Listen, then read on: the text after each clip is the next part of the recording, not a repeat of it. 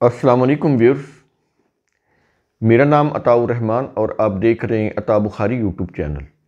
قرآن کریم کی مسلسل ایکسپوزیشن کے سلسلہ میں آج ہم سورہ الانعام کی آیت نمبر 4 کی ایکسپوزیشن کریں گے۔ اس آیت میں بتایا یہ جا رہا ہے کہ اللہ کے قوانین دو قسم کے ہیں،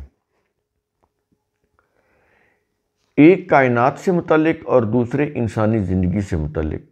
اس کی کچھ وضاحت ہم پچھلے لیکچر میں کر چکے ہیں۔ اب آگے یہ مزید یہی چیز اسی کا تسلسل چلا آ رہا ہے کہ جب تک وہ پچھلا لیکچر آپ کو سمجھ نہیں آئے گا، وہ نہیں سنا تو وہ آپ سن لیں تاکہ یہ والا جو لیکچر ہے یہ سمجھ آ جائے۔ یہ آیت پچھلی آیت کے ساتھ جڑی ہوئی ہے۔ تو اللہ کے قوانین دو قسم کے ہیں، ایک انسان سے متعلق اور دوسرے کائنات سے متعلق۔ کائنات سے متعلق جو قوانین ہیں اللہ کے فزیکل لاز، وہ نافذ العمل ہیں کائنات کی ہر چیز کے اندر، ان کو ہم تبدیل نہیں کر سکتے۔ کوئی بھی انسان کتنا ہی طاقتور ہو، وہ یہ نہیں کر سکتا کہ اللہ کے لاز کے اندر کوئی تبدیلی کر دے، وہ کائنات سے متعلق قوانین ہوں یا انسانوں سے متعلق قوانین ہوں۔ مثال کے طور پر کائنات سے متعلق قانون، کوئی بھی فزیکل لا لے لیں کہ پانی جو ہے وہ 100 ڈگری سینٹی گریڈ کے اوپر کھولتا ہے، بائل ہوتا ہے، تو کوئی اگر چاہے کہ میں اس کو 20 ڈگری سینٹی گریڈ کے اوپر اس کو ابال دوں تو وہ نہیں ابلے گا۔ کوئی بھی انسان جب سمندر میں جاتا ہے تو اس کو آکسیجن ساتھ لے جانی پڑے گی، ادروائز اس کی موت واقع ہو جائے گی۔ یہ قانون ہے کہ آکسیجن کے بغیر زندہ نہیں رہ سکتا۔ یہ فزیکل لاز ہے، بدل نہیں سکتا کوئی بھی انسان، وہ کتنا بھی بڑا سائنسدان کیوں نہ ہو، نہیں بدل سکتا۔ ایک چیز تو یہ ہے۔ دوسری چیز ہے جو انسانوں کی تمدنی یا معاشی زندگی سے متعلق قوانین ہیں اللہ کے، ان کے جو نتائج ہیں وہ بھی انسان نہیں بدل سکتا۔ بنا سکتا ہے غلط نظام، وہاں پر تو کائنات کا غلط نظام بھی نہیں بنا سکتا۔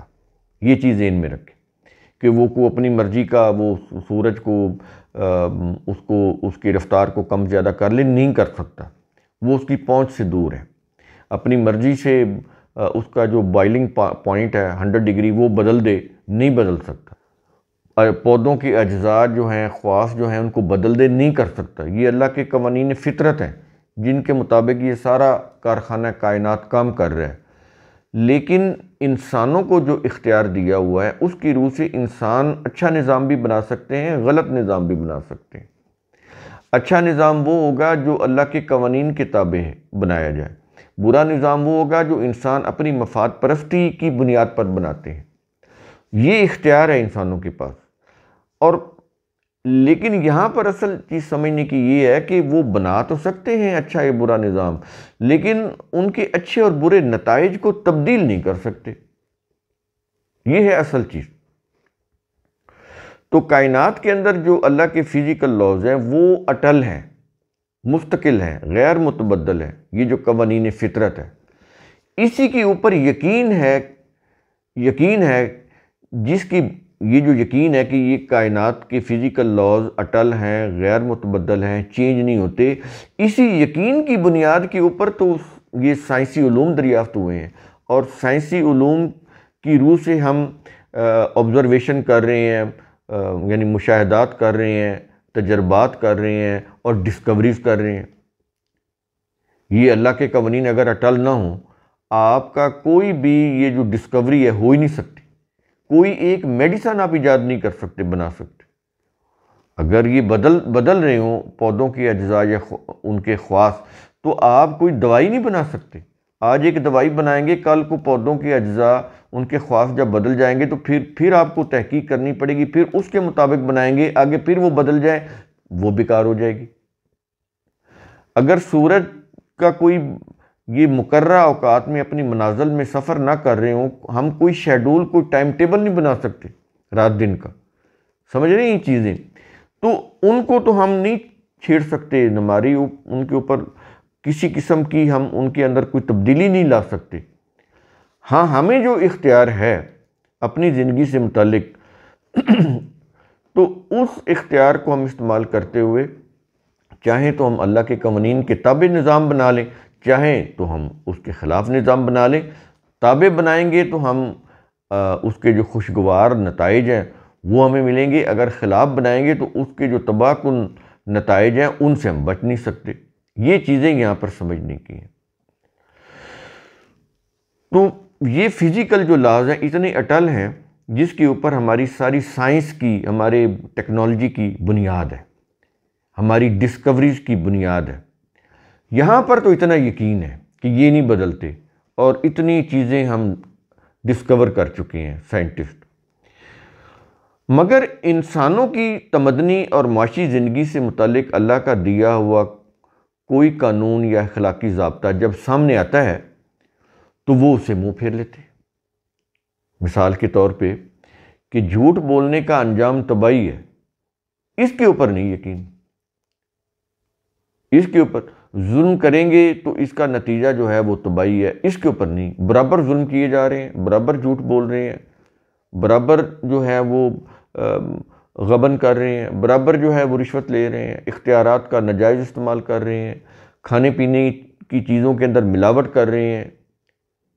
یہ ساری چیزیں ہو رہی ہیں نا، ان کے تباہ کن اللہ تعالیٰ نے انجام رکھے ہوئے ہیں نا، ان کے اوپر یقین نہیں۔ اب کوئی کہتا ہے کہ میں اللہ کو مانتا ہوں لیکن وہ دھوکہ بھی دے رہا ہے، وہ بے انصافی بھی کر رہا ہے، ظلم بھی کر رہا ہے، عدالتوں میں بیٹھے ہیں تو غلط فیصلے بھی کر رہے ہیں، اختیارات ہیں تو ان کا ناجائز استعمال بھی کر رہے ہیں، ناجائز مقدمات کر رہے ہیں، لوگوں کو ناجائز مقدمات میں پھنسا رہے ہیں۔ اس کا نتیجہ جو ہے، اگر اللہ کے اوپر یقین ہے تو پھر ان کے جو تباہ کن نتائج ہیں اس کے اوپر بھی تو یقین ہونا چاہیے۔ تو اگر وہ ایسا کچھ کر رہے ہیں تو اس کا مطلب ہے کہ وہ اللہ کے اوپر یقین نہیں کرتے، وہ اللہ کو نہیں مانتے، اس کے قوانین کو نہیں مانتے۔ یہ بالکل ایسے ہی ہے کہ ہم اپنے ہاتھ کبھی بھی آگ میں نہیں ڈالیں گے کیونکہ ہمیں یقین ہے کہ یہ جل جائے گا۔ اگر اللہ کا یقین ہو، اس کے قوانین کی صداقت کے اوپر ایمان ہو، تو ہم کبھی بھی نہ بے انصافی کریں، نہ ظلم کریں، نہ کسی کا حق کھائیں، نہ چیزوں کے اندر ملاوٹ کریں، نہ کسی کے اوپر ناجائز مقدمات کریں، نہ کسی کو بے جا تنگ کریں۔ تو اس کا مطلب یہ ہے کہ ہم زبانی دعویٰ کرتے ہیں کہ ہم اللہ کو مانتے ہیں، اس کے دین کو مانتے ہیں، اس کے رسول کو مانتے ہیں، یہ ہمارا زبانی دعویٰ ہے، لیکن عملاً جو کر رہے ہیں وہ ہے اصل چیز، جس کے مطابق ہمارا انجام ہونا ہے، اس چیز کو لینا چاہیے۔ یہ بڑی قابل غور ہیں یہ چیزیں، آپ انٹرو میں اس کو سمجھ لیں کہ جو انسان ہے وہ اپنے متعلق جو تمدنی زندگی کا جو نظام ہے، جس کے قوانین اللہ نے دیے ہیں، یا معاشی نظام ہے اس کے جو قوانین دیے ہیں، تو جب وہ ان کے سامنے آتے ہیں اور وہ ان سے منہ پھیر لیں اور ان کی بجائے وہ اپنی مفاد پرستی کے تمدنی اور معاشی نظام بنائیں، تو اس کا مطلب ہے وہ اللہ کو نہیں مانتے۔ وہ اپنے آپ کو کہتے رہے ہم مسلمان ہیں، اپنا نام بھی عبداللہ رکھ لیں، خود کو مسلم بھی کہلا لیں، جو مرضی کہلا، جو کچھ کر لیں، اللہ کے اوپر ان کا ایمان نہیں ہے۔ ان کا نام رکھنا، ان کا مسلمان کہلانا، یہ ایک جھوٹا دعویٰ ہوگا جس کی کوئی حقیقت نہیں ہے۔ دعویٰ وہ ہے جو عمل سے ثابت ہو۔ تو یہ چیز آپ کو انٹرو میں ہی میں نے سمجھا دی ہے کہ اس آیت کے اندر کیا کہا جا رہا ہے۔ اب ہم شروع کرتے ہیں اس آیت کو۔ سورہ الانعام آیت نمبر 4، الفاظ ہیں وَمَا تَأْتِيهِم مِّنْ آیَةٍ، اور کوئی آیت ایسی نہیں جو ان کے پاس آتی ہو، یعنی کوئی بھی آیت ایسی نہیں جو ان کے پاس آتی ہو۔ ظاہر ہے یہ اب تو قرآن کے اندر آ گئی نا کتابی شکل۔ جب یہ قرآن نازل ہو رہا تھا اس وقت انداز بات کرنے کا یہ تھا۔ کوئی آیت ایسی نہیں جو ان کے پاس آتی ہو، آگے یہ کہہ رہا ہے من آیاتی ربہم، ان کے رب کی آیات سے، ان کے رب کی آیات سے۔ یہ جو آیات ہیں کس سے متعلق؟ کہتا ہے ان کی تمدنی و معاشی زندگی بارے۔ یہ میں نے بریکٹ میں دیا ہوا تاکہ بات سمجھ آ جائے کہ انسانوں کی تمدنی اور معاشی زندگی کے بارے اللہ کے آیات میں سے جو آیات جو ان کے پاس آتی ہیں، تو پھر کیا ہے، وہ کرتے کیا ہیں؟ اب چاہیے تو وہ ان آیات کو سنتے، غور کرتے یا غور کریں اور سنیں، اس کے مطابق کوئی نظام تشکیل دیں، نہیں، کرتے کیا ہیں؟ اس آیت کے آخر میں کیا یہ رہا ہے، الا کانوا عنہا معرضین، مگر یہ کہ وہ اس سے منہ پھیرنے والے ہی ہوتے ہیں، منہ پھیرنے والے ہوتے ہیں۔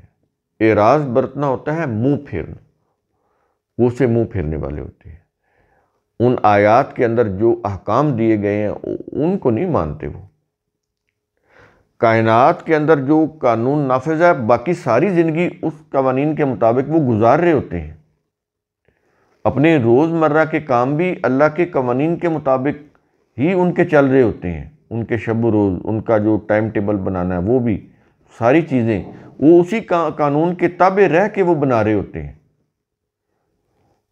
اگر یہ سورج چاند نہ ہو تو آپ اپنا ٹائم ٹیبل کیسے بنائیں گے؟ اذنی کے مطابق بناتے ہیں۔ اگر کائنات کی یہ چیزیں جو خواص جو اللہ تعالیٰ نے پودوں کے اندر، پھلوں کے اندر رکھے ہوئے ہیں، ان کے مطابق اگر وہ نہ ہو تو آپ کس کے مطابق میڈیسن بنائیں گے؟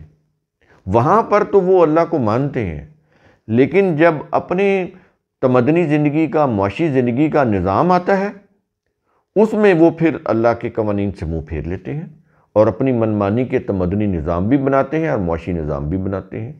یہ چیز کہی جا رہی ہے آیت کے اندر۔ اب اگر بظاہر آپ کوئی تفسیر پڑھیں، ترجمہ پڑھیں، آپ کو یہ چیز سمجھ نہیں آئے گی، آپ پڑھ کے سمجھ لیں گے کہ ہمیں ثواب ہو گیا ہے، کچھ حاصل نہیں ہوگا سوائے ایک خیالی عقیدہ کے کہ ہمیں ثواب ہو گیا، کوئی چیز حاصل نہیں ہوگی۔ کتنی چیزیں ہیں جو اس آیت کے اندر کہی جا رہی ہیں، جو ہم ایسے پڑھ کے ثواب کی نیت سے آگے گزر جاتے ہیں، کچھ سمجھ نہیں آتا کہ کہا کیا جا رہا ہے۔ تو قرآن کریم کا اصول ثم تفکروا، اس کی روح سے آپ خود بھی سوچا کریں، سمجھا کریں، غور و فکر کیا کریں۔ شکریہ۔